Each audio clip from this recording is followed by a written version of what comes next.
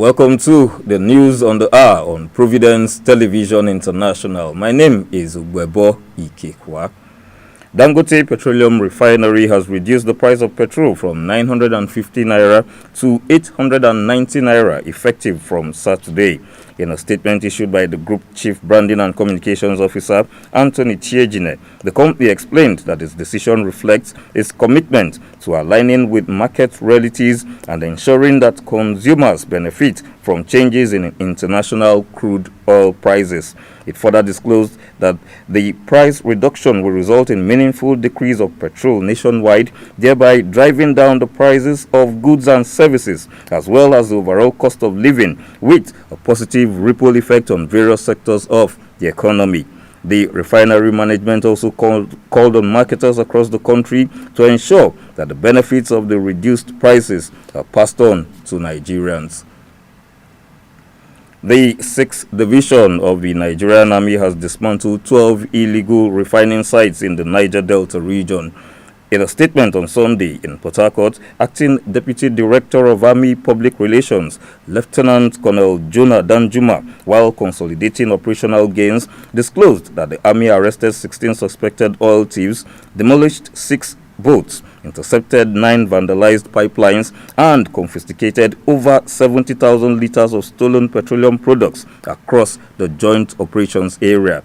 Lieutenant Colonel Danjuma further stated that the operations, which were conducted between January 27th and February 2nd, 2025, had significant success, particularly in Rivers State, where troops intercepted 2 fully loaded suction trucks carrying 12,000 liters of stolen crude each along the Igorita Airport Road in Ikwere local government area.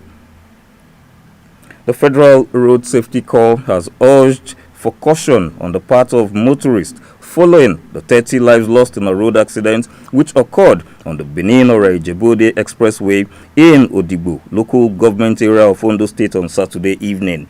The deceased were burnt to death when 2 buses conveying them had a head-on collision and burst into flames.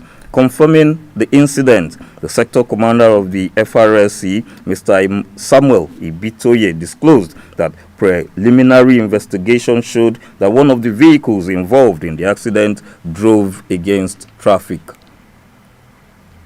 Counsel to the PDP in the ongoing Edo Election Tribunal taking place in Abuja today closed their case with INEC's tender of additional BVAS machines in proof of PDP's claim of overvoting. After 19 witnesses, the PDP Counsel stated that with all evidence submitted, they have all they need to prove their case. INEC officials submitted the additional BVAS machines amidst loud protests from the APC Council, who were rattled by the development and urged the tribunal for more time to prepare their own case. Sitting resumes on Wednesday, 5th February 2025, with the APC and INEC poised to open their defense. Following the confirmation of an Ebola virus disease outbreak in Uganda, the Nigeria Center for Disease Control and Prevention has intensified surveillance at the country's points of entry, including airports. The Director General of the NCDC, Dr. Jide Idris, emphasized that there are currently no cases of Ebola virus disease in Nigeria and advised Nigerians to avoid non-essential travel to affected countries. On January 30, 2025, Uganda confirmed an Ebola case fatality, announcing that 44 other identified persons are being monitored. The NCDC further urged health workers to maintain heightened vigilance, ensure strict patient isolation, and use appropriate protective equipment when managing suspected cases. We'll take this break. Don't go away. Please stay tuned.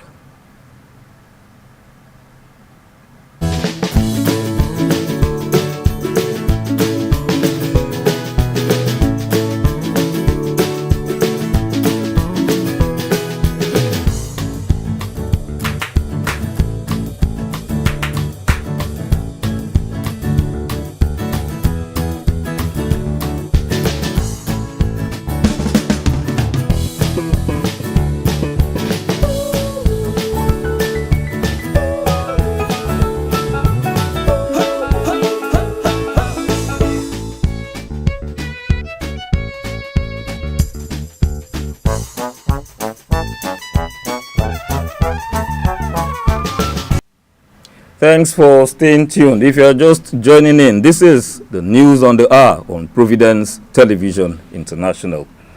The National Orientation Agency in Bayelsa State has commenced sensitization to alert the residents of an outbreak of cholera in the state.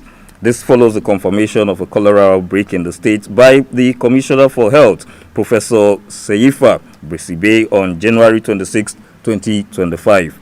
The acting state director of the National Orientation Agency in Bayelsa State, Mrs. Grace Olubio, called on residents to be vigilant and embrace better hygiene, stressing that the recent outbreak is believed to have been caused by contamination of water sources and poor sanitation facilities in the affected areas. Mrs. Olubio further explained that the symptoms include diarrhea, low blood pressure, dehydration, sunken eyes, extreme thirst, rapid weight loss, as well as vomiting, and urged residents to seek medical attention whenever the symptoms are noticed. Herdsmen on Sunday attacked Amegu village in Kala community of Ebonyi State, killing several residents and setting houses ablaze. The assault is believed to be a reprisal following the killing of cattle belonging to herdsmen in the area. The herdsmen stormed the village in the early hours of Sunday, unleashing violence that left many people dead and property worth billions of naira destroyed. And now to sports. The Nigeria Football Federation Referees Committee has taken disciplinary action against two match officials who officiated the Nigeria National League Match Day 4 game between Solution FC and First Bank Football Club. According to the committee, the match officials' decisions during the game were not in line with the laws of the game. The affected officials, Ubong Amos Ekponku, who happens to be the referee, and Emmanuel Ufi, assistant referee 1, have been stepped down with immediate effect. The committee stated that the decision is aimed at maintaining the integrity and standard of refereeing in Nigerian football and assured that it will continue to monitor and evaluate the performance of match officials to ensure they adhere to the highest standards of professionalism. And on the foreign scene, a 57-year-old U.S. military officer of Nigerian origin, Amanda Azubuike, has made history as the first Nigerian woman to be decorated as Brigadier General in the United States Army. Her career took off when she graduated from flight school as a UH-1 pilot and began her military service at Hunter Army Airfield in Georgia, where she served as platoon leader with the 924th Aviation Support Battalion. She later joined the 3rd Military Intelligence Battalion, Aerial Exploitation, in South Korea as an operations officer and RC-12 pilot, following her completion of the Military Intelligence Captain's Career Course and Fixed Wing Multi-Engine Qualification Course. Azubuike's academic achievements also include a Master of Professional Studies in Public Relations and Corporate Communications from Georgetown University. Over her 30-year career, she transitioned from aviation to strategic and leadership roles, excelling in intelligence, public affairs, and senior advisory positions. Her notable contributions include serving as Deputy Commanding Officer at the U.S. Army Cadet Command, Chief of Public Affairs for the United States Southern Command, and Senior Military Advisor at the Pentagon. Asian stock markets have dived over fears of a global trade war as the United States prepares to impose trade tariffs. Indices retreated in Hong Kong, Japan, and South Korea by 2% as they opened on Monday after U.S. President Donald Trump confirmed he would impose sweeping tariffs on Canada, China, and Mexico. The mainland China market was shut for Lunar Year holidays, but its currency, the yuan, dropped 0.4% to the dollar. The U.S. tariffs, set to go into effect on Tuesday, impose a 25% tax on all imports from Canada, except energy, and Mexico, as well as a 10% levy on all goods from China. I will now go to the exchange rates for today, February the 3rd. of 2025. On 3rd February 2025, exchange rates, $1